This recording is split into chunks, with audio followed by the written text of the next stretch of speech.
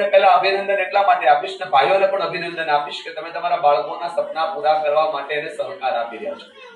મારી આ વાતને યાદ રાખજો. તમારામાંથી કોઈના પણ બાળકોને એકેડમી પર આવીને શીખવાની જરૂર નહીં પડે, કેમ કે એને ખૂબ સારા ગુરુ મળ્યા છે. હેતલબેન એને બહુ સરસ શીખવાડે છે. એકવાર એમના માટે જોરદાર તાળી.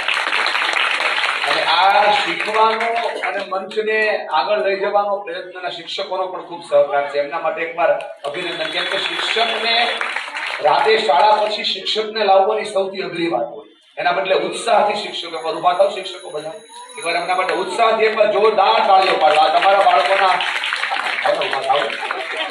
હા બધા માટે એકવાર જોરદાર તાળી પાડવા. આ બધું બહેનો છે એમના માટે ઉત્સાહ તાળી પાડો. હા બહુ સરસ. તમે આજે જે સમયનું ઇન્વેસ્ટમેન્ટ કરો છો ને ભાઈઓ અને બહેનો, તમારા સમયના ઇન્વેસ્ટમેન્ટથી, સાહેબ તમારી થોડી મૂડીના ઇન્વેસ્ટમેન્ટથી, આ જગ્યાના ઇન્વેસ્ટમેન્ટથી, તમે જે આપી રહ્યા છો એ વિચાર, વાણી, વર્તન અને વ્યવહારના ઇન્વેસ્ટમેન્ટથી આમાંથી કેટલાય બાળકોના સપના પૂરા થશે. અને હું આજે વિચારતો હતો સાહેબ અહીંયા બેઠો કે હું